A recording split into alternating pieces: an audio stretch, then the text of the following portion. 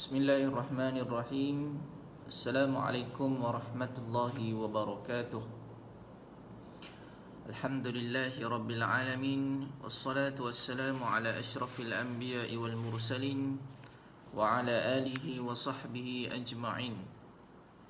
Subhanaka la ilma lana illa ma 'allamtana innaka antal alimul hakim. Rabbi shrah li sadri wa yassir li amri wahlul 'uqdatam min lisani yafqahu qawli. Allahumma inna nas'aluka 'ilman nafi'a wa rizqan tayyiban wa 'amalan mutaqabbala amin ya rabbal alamin. Pertama dan selama-lamanya kita merafakkan setinggi-tinggi rasa syukur kita kepada Allah Subhanahu wa taala pada saat dan juga waktu ini dapat kita menunaikan ibadah kepada Allah Subhanahu wa taala, dan seterusnya kita sentiasa menjadi manusia yang bertakwa kepada Allah Subhanahu wa taala dengan memperbaiki dan juga sentiasa meminta ampun kepada Allah Subhanahu wa taala. Amin ya rabbal alamin. Tuan-tuan dan puan-puan yang dirahmati Allah Subhanahu wa taala, pertemuan kita pada minggu yang lalu membincangkan tentang beberapa perkara. Sebelum kita nak masuk kepada ayat yang baru pada suratul Baqarah pada malam ini, insya-Allah untuk kita sepintas lalu apakah perbahasan ataupun perbincangan kita pada minggu yang lalu. InsyaAllah kalau tuan-tuan dan puan-puan yang mempunyai Al-Quran boleh buka muka surat yang ke-25, tak silap saya, muka surat 25. Baik, sebelum ni kita membincangkan tentang beberapa ayat yang Allah Subhanahu wa taala memberi teguran yang direct, yang terus kepada masyarakat ataupun manusia, yang mana pada ayat istabarra alladhina tubi'u minal ladhina ittaba'u wa ra'awul 'adaba wa taqatta'at bihimul asbab. Ayat ke-166, Allah Subhanahu wa taala memberi satu amaran keras kepada manusia supaya duduk atas dunia ini jadi manusia yang taat kepada perintah Allah. Sehingga kan ittabarra alladhina tubi'u minal ladhina ittaba'u wa ra'awul 'adaba wa taqatta'at bihimul asbab. Ketika mana manusia itu sendiri apabila dihadapkan di hadapan Allah Subhanahu wa taala, ayat atas tu dia kata walau yaral ladzina zalamu iz yarawna al'adaba anna al-quwwata lillahi jami'a.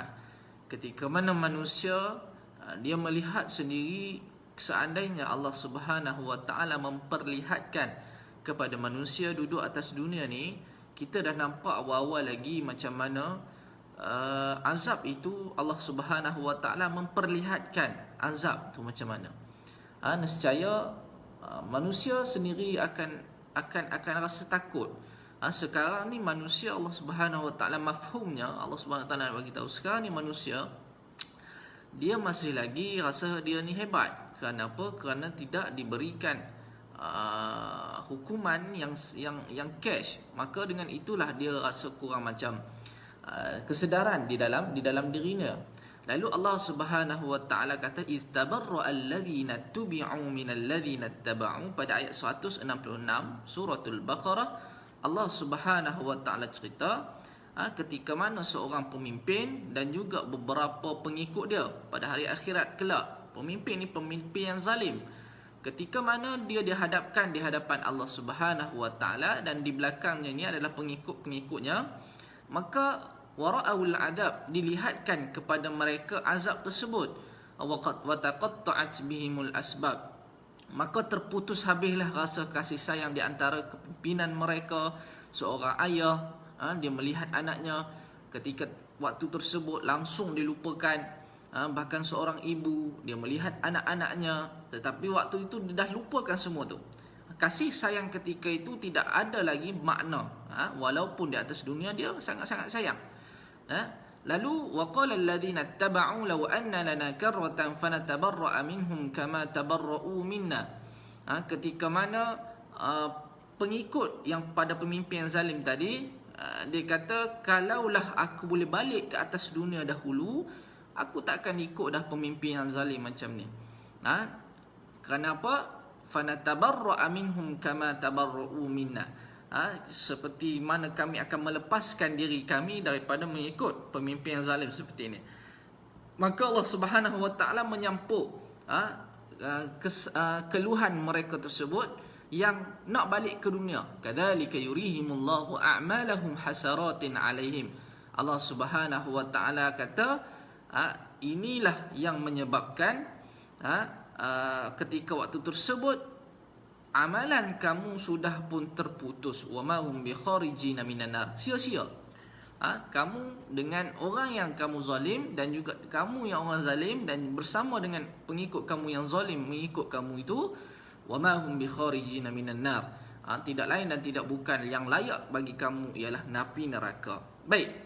Seterusnya kita lihat kembali ayat-ayat yang Allah Subhanahu wa taala bagi tahu. Allah Subhanahu wa taala pesan kepada manusia pada ayat yang ke-167 suratul Baqarah, ayat seterusnya. Allah Subhanahu wa taala pesan supaya manusia mengambil makanan-makanan yang halal lagi baik.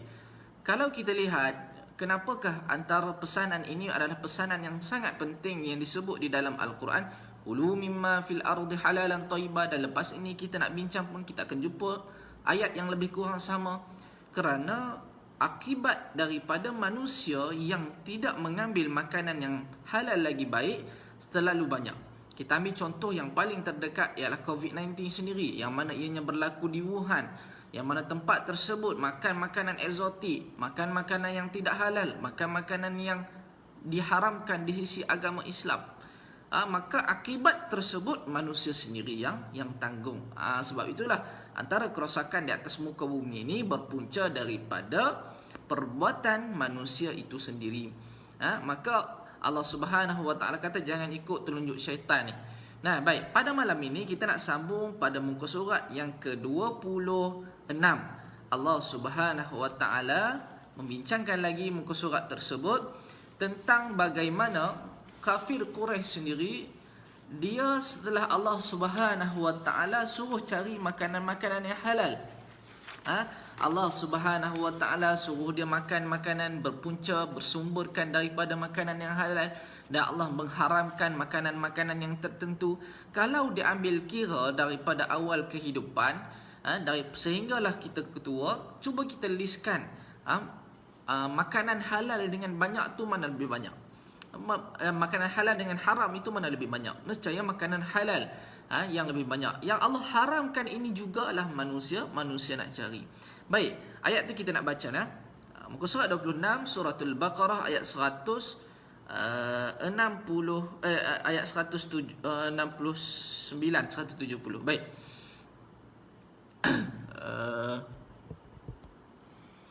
Wa idza qila lahum ittabi'u ma anzalallah qalu bal nattabi'u ma alfayna alaihi aba'ana. Dan apabila dikata bagi mereka itu, yakni orang kafir, ittabi'u ma anzalallah, ikut oleh kamu akan barang yang telah menurun oleh Allah daripada tauhid Allah dan menghalal makanan yang baik-baik.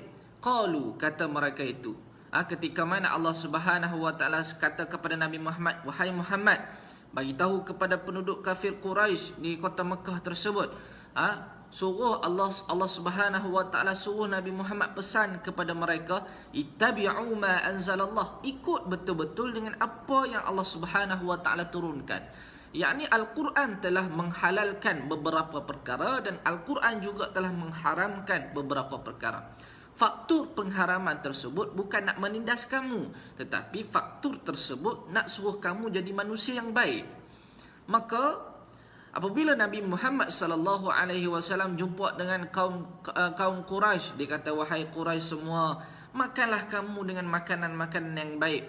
Apa jawapan mereka, tuan-tuan? Allah Subhanahu wa taala rakamkan, qalu, kata mereka itu, bal nattabi'u ma alfayna alaihi aba'ana, tetapi kami hendak ikut akan barang yang kami dapat atasnya bapa-bapa kami daripada sembah asnam dan mengharam sawaib dan bahair.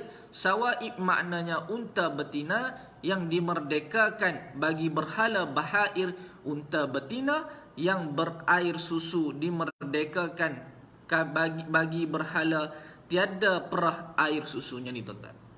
Bila Allah Subhanahu wa taala mengharamkan arak, mereka menghalalkan arak. Bila Allah Subhanahu wa taala menghalalkan penyembelihan unta, makan semua unta, unta semua halal.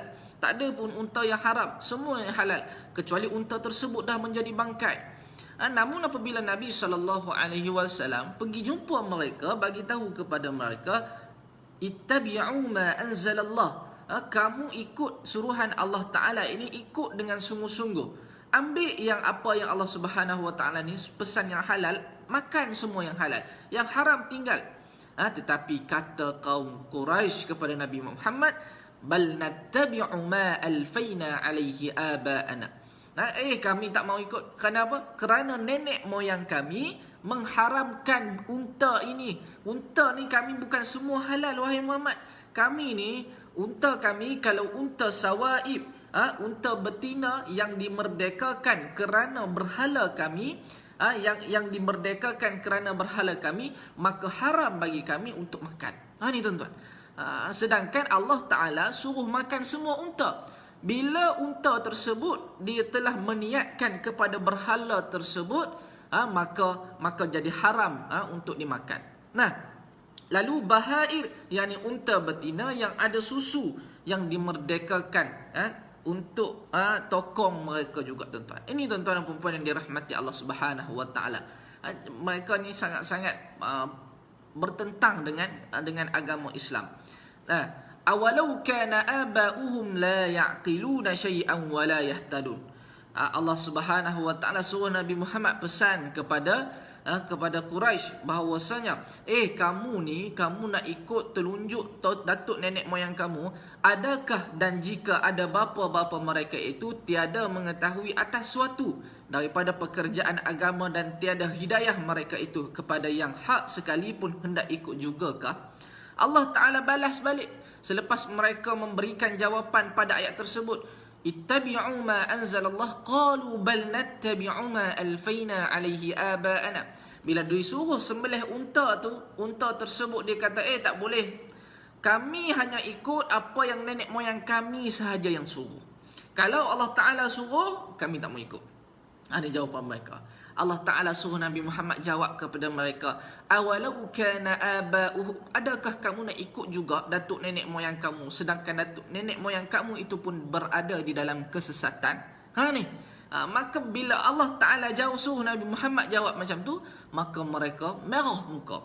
Betapa tak cerdiknya mereka. Baik, tuan-tuan dan puan-puan yang dirahmati Allah Subhanahu Wa Ta'ala, itu ayat yang ke-170. Ayat yang ke-171, Allah Ta'ala membandingkan manusia dengan memberikan misal ataupun contoh bahawasanya manusia yang kafir, yang tidak mahu beriman ini sama sahaja dengan binatang. Pada ayat seterusnya, baik kita tengok. Wa masalul ladzina kafaru, bermula umpama segala kafir dengan orang yang menyeru mereka itu kepada jalan agama itu. Kamasalil ladzi yan'iqu, seumpama gembala kambing yang memanggil kambing, bima la yasma'u, dengan barang yang tiada dengar, illa du'a'an wa nida'a, melainkan seru dan panggil sahaja, tiada faham maknanya arti orang kafir, pada dengar pengajaran dan tiada ambil tadbir fikiran, itu seperti binatang dengar suara gembalanya sahaja dan tiada faham. Ini tuan-tuan, Allah Subhanahu Wa Ta'ala cerita pada ayat ini contoh manusia yang kafir, tidak mahu beriman kepada Allah Subhanahu Wa Ta'ala ini, kamasalil ladzi yan'iqu bima la yasma'u illa du'a'an wa nida'a, seperti pengembala kambing yang memanggil kambingnya. Bila dia panggil kambing tersebut illa bima la yasma', mesti kambing tersebut takkan pernah dengar. Ataupun dia bersembang dengan kambing tersebut, dengan lembu tersebut, tak pernah dengar. Nak ceritanya apa? Allah Subhanahu Wa Ta'ala umpamakan manusia yang betul-betul menolak hukum Allah sedangkan berakal, sama seperti binatang yang summun bukmun umyu fahum la yaqilun, seperti mana mereka itu tuli, kelu, buta daripada ajaran agama. Ni tuan-tuan. Nak ceritanya tuan-tuan dan puan yang dirahmati Allah Subhanahu wa taala. Betapa teruknya manusia yang diberikan akal. Ulaika kal an'ami bal hum adall. Allah Taala bandingkan benda lain lagi.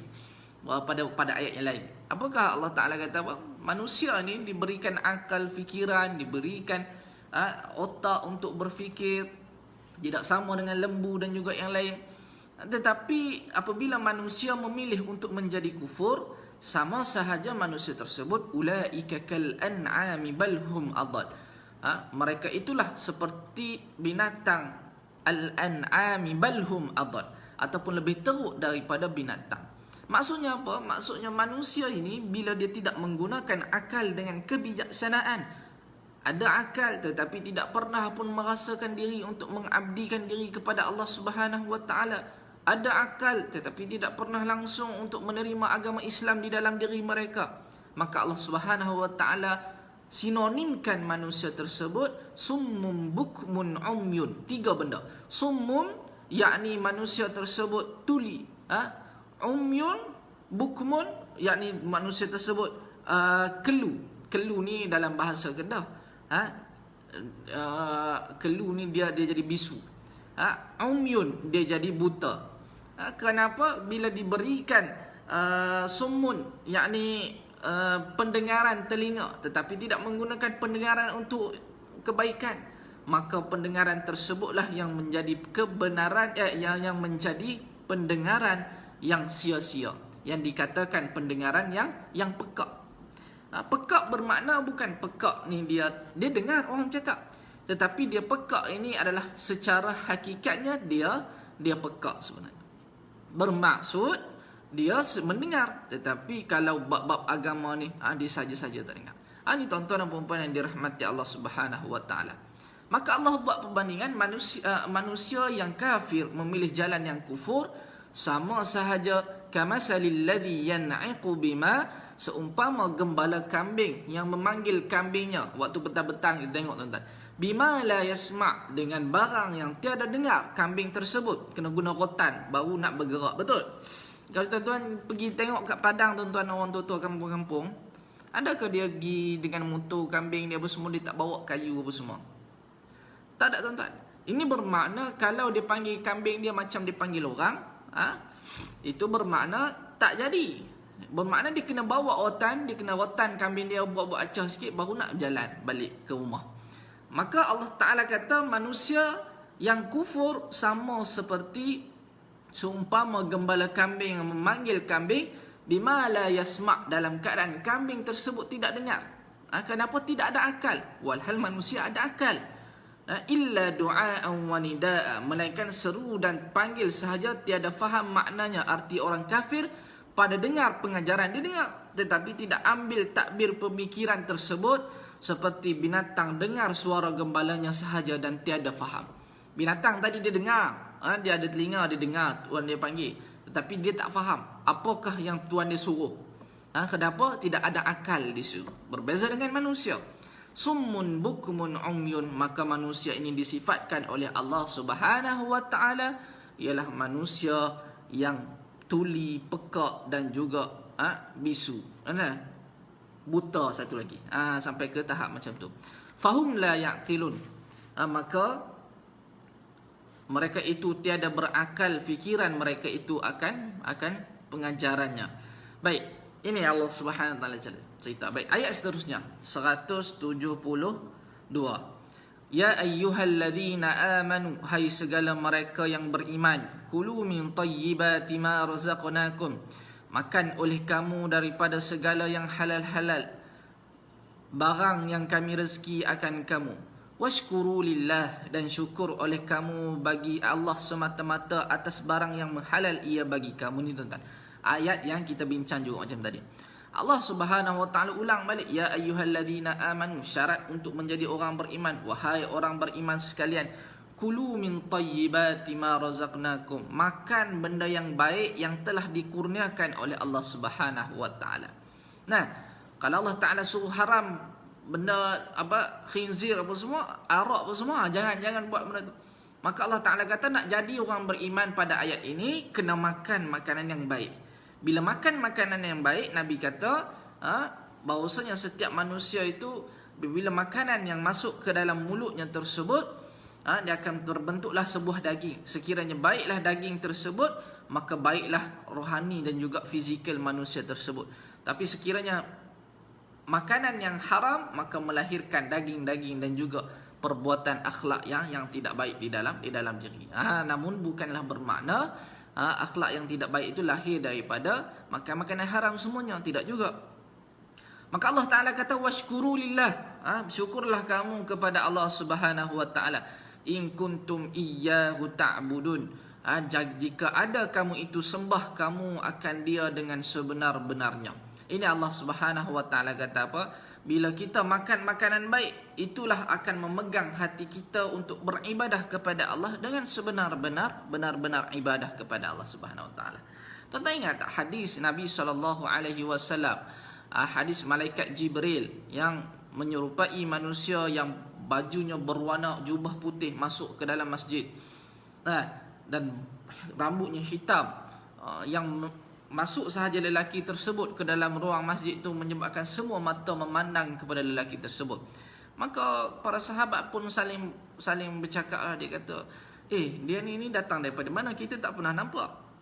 Kalau datang daripada jauh, mestilah pakaiannya pun dah kotor dengan debu-debu padang pasir. Tetapi lelaki ini dia datang dalam keadaan pakaian yang bersih, muka yang cantik, berseri apa semua. Lalu ditanya mana Nabi Muhammad sallallahu alaihi wasallam. Apabila ditanya di manakah Nabi Muhammad sallallahu alaihi wasallam, maka lelaki tadi itu pun duduk di depan Nabi Muhammad sallallahu alaihi wasallam. Lalu bila duduk lutut bertemu lutut bersama dengan Nabi Muhammad sallallahu alaihi wasallam, dia kata, kamu wahai Nabi Muhammad sallallahu alaihi wasallam. Ya, saya, kata Nabi Muhammad. Lalu dia kata, apakah itu Islam? Apakah itu rukun iman? Maka Nabi SAW jawab satu-satu. Apabila Nabi sahaja jawab, jawapan yang Nabi keluar tadi, lelaki tadi, malaikat Jibril yang menyerupai lelaki tadi tu, dia pun kata, sadaqta, kamu ni benar, kamu ni tidak berbohong, benar. Sayyidina Umar terpinga-pinga melihat, seolah-olah apa tuan-tuan? Seolah-olah kata dia ni nak datang tanya ke, nak datang untuk mengesahkan. Kalau kita bercerita dengan orang, betul. Bermakna kita, kalau kita tengah cerita-cerita dekat orang, kita pun mengesahkan cerita tersebut, bermakna kita yang tahu cerita tu. Sama juga malaikat Jibril, apabila dia menyerupai lelaki tadi, lalu dia kata, sadaqta, kamu ni betul-betul. Kemudian ditanya pula, apakah itu ihsan? An ta'budallah, beribadahlah kamu kepada Allah Subhanahu wa Ta'ala, ka'allam takun taraha fa illam yakun yarak, fa illam yakum yaraha fa huwa yarak. Maksudnya kamu beribadah, apakah itu ihsan? Malaikat Jibril yang menyerupai lelaki, dia bertanya kepada Nabi Muhammad sallallahu alaihi wasallam. Jawapan Nabi Muhammad sallallahu alaihi wasallam, kamu beribadah kepada Allah Subhanahu wa Ta'ala seolah-olah dalam keadaan walaupun kamu tidak melihat Allah Subhanahu wa Ta'ala. Tetapi sekiranya kamu tak boleh beribadah dengan cara macam tu, anggaplah bahawasanya Allah Subhanahu wa Ta'ala beribadah, sedang melihat kamu. Maka nak katanya dengan apa? Setelah pulang sahaja malaikat Jibril tadi tuan-tuan, Sayyidina Umar dia terpinga-pinga. Dia kata, siapa dia lelaki tadi? Ditanya Nabi SAW. Maka Nabi SAW kata apa? Itulah malaikat Jibril yang datang untuk menerangkan agama Islam dan mengesahkan perkara tersebut. Ni tuan-tuan, Allah Subhanahu wa Ta'ala cerita, in kuntum iyyahu ta'budun, jika ada kamu itu sembah kamu akan dia dengan sebenar-benarnya. Maksudnya kita lakukan ibadah itu dengan sebenar-benarnya. Baik, ayat yang seterusnya 173, pengharaman khinzir dan juga benda-benda yang lain. Baik, innama harrama alaikumul maitata waddama wa lahmal khinzir wa ma uhilla bihi li ghairillah. Hanya haram ia atas kamu itu bangkai, iaitu binatang halal mati, tiada sembelih syarak dan juzuk-juzuk yang dipotong dia. Hanya haram ia atas kamu itu bangkai, iaitu binatang. Ni Allah Subhanahu wa Ta'ala bagi tahu, setiap haiwan walaupun halal dimakan, tetapi dia tidak disembelih, maka semuanya haram. Ini sepakat para ulama. Baik. Halal apabila mati hanya haram ia atas kamu itu bangkai, iaitu binatang halal mati tiada sembelih syarak, mengikut syarak, dan juzuk-juzuk yang dipotong ataupun saja kita tak mau saja kita tak mahu sembelih lembu. Bila ditanya, kenapa mat kau ni nak makan sup ekor, tiba-tiba pergi potong ekor saja, tak sembelih. Nah, maka haram perbuatan tersebut. Dia kata, tak boleh ustaz, kang saya sembelih lembu seekor, kang tak habis pula, saya nak makan 2-3 orang beranak je ni. Nah, maka dia kata, tak apalah, saya potong je lah, saya potong ekor, esok saya nak makan bahagian kaki, saya potong bahagian kaki. Maka tidak boleh begitu, haram hukumnya. Baik, daripada binatang yang hidup lain daripada ikan dan belalang, kecuali binatang ikan dan juga belalang tu dia binatang yang kalau mati pun tak apa, dia tidak jadi bangkai. Waddama, dan darah yang mengalir. Ini tuan-tuan, darah yang mengalir itu haram juga untuk dimakan. Seperti mana kalau kita pergi ke negara Thailand, di Hat Nhai, ada satu restoran tu boleh minum darah ular. Dia kata untuk kesihatan. Sejauh mana tu wallahu alam, tetapi Allah Subhanahu wa taala mengharamkan perbuatan tersebut. Nah, dia pun potong saja kepala ular tadi tu, dia perah saja, dia tarik daripada ekor sampai dah tadi tu tuan-tuan, bubur dalam gelas, campur-campur sikit minum. Darah yang mengalir itu haram. Walahmal khinzir, dan daging babi, daging khinzir ini haram juga. Wa ma uhilla bihi li ghairillah, dan binatang yang disembelih dengannya bagi lain nama Allah, seperti nama jin dan juga raja. Ni tuan-tuan, seperti mana kaum Quraisy tadi, dia sembelih binatang yang bernama haiwan yang bernama sawaib, sawaib dan juga bahair. Dia mengharamkan benda-benda macam tu. Nah, sedangkan itu unta, tetapi disebabkan raja dan juga disebabkan berhalanya, maka ia jadi haram untuk dimakan. Nah, maka dalam agama Islam, kalau contoh kita sembelih kerana tokong ataupun kerana berhala, aku sembelih ni bukan kerana Allah Subhanahu wa taala, tetapi sembelih ni kerana benda lain, maka itu haram dimakan. Baik. Famanitturra, maka apabila manusia di dalam keadaan yang mudarat, ghairu baghin wala adin, bermula mereka yang sangat lapar, maka makan ia akan satu yang tersebut itu. Nah, ghairu baghin wala adin, ini yang maksudnya dalam keadaan darurat. Sekiranya manusia di dalam keadaan darurat, masuk dalam hutan, tiba-tiba tak ada makanan lain, bukan halal makan babi, harus makan makanan yang haram tadi. Dia tak jadi halal. Halal ni adalah benda yang baik.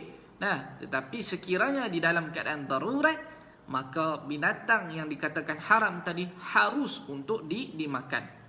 Kalau ikut fiqahnya ni tuan-tuan, kalau contohlah, dalam fiqah ada satu perbahasan yang mengatakan, kalau contohlah kita dalam keadaan yang sangat-sangat darurat, sangat-sangat orang cakap, depan kita ni ada 2 jenis makanan sahaja.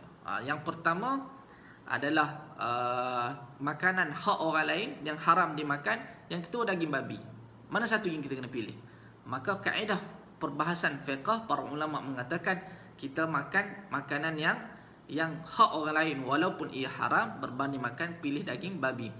Kenapa? Yang ini memang haram, tetapi dia boleh diganti, dan juga dia boleh untuk haram sahaja, dimakan tu jadi halal, tetapi haram tu kerana hak orang lain.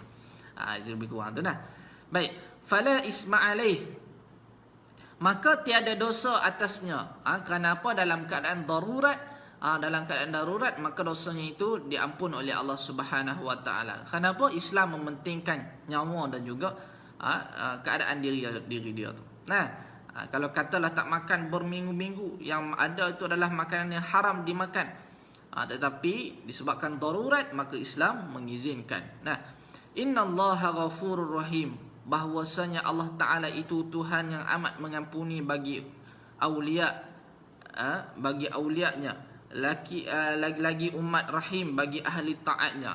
Allah Subhanahu wa taala sangat mengampuni manusia dan juga memberikan rahimnya, kasih sayangnya kepada manusia yang taat. Nah, baik. Ayat yang seterusnya berkaitan dengan hukum pula, orang yang menyembunyikan hukum. Ini ayat ini ditujukan innal ladzina yaktumuna ma anzalallahu minal kitab. Muka surat yang 26 ni. Allah Subhanahu wa taala cerita bahawasanya ada sesetengah manusia diberikan ilmu yang cukup banyak, tetapi dia menyembunyikan sesuatu hukum kerana dia takut. Takut apa? Takut nanti dia tidak dapat bahagian. Contoh, sebagai seorang yang tahu hukum hakam, tiba-tiba orang tanya apakah hukum minum arak apa semua, tiba-tiba dia pergi cakap halal. Contoh ni contoh nak bagi senang faham. Maka Allah Subhanahu wa taala bukan sahaja laknat orang yang minum arak tersebut, bahkan orang yang mengeluarkan hukum yang mengatakan arak itu halal pun Allah taala melaknat. Ini buktinya innal ladzina yaktumuna ma anzalallahu minal kitab, bahwasanya segala mereka yang sembunyi mereka itu akan barang yang telah turun oleh Allah daripada kitab, daripada sifat nabi dan waktu zahirnya.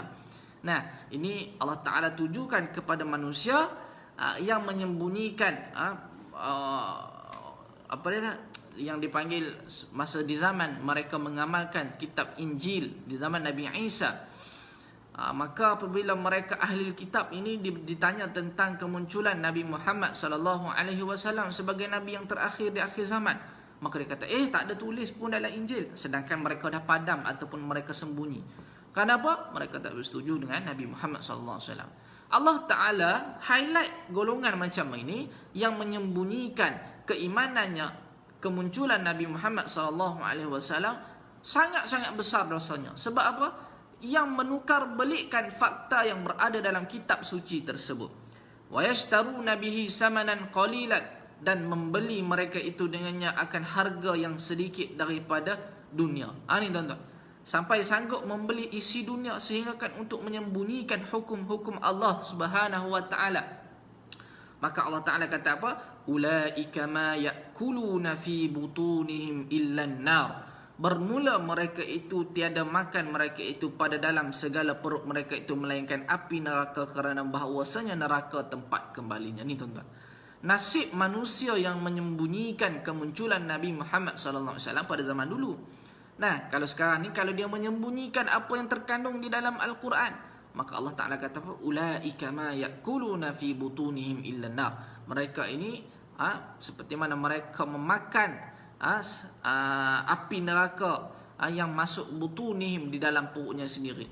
Bahawasanya tak ada tempat lain lah melainkan dalam neraka manusia macam ni. Besar tuan-tuan.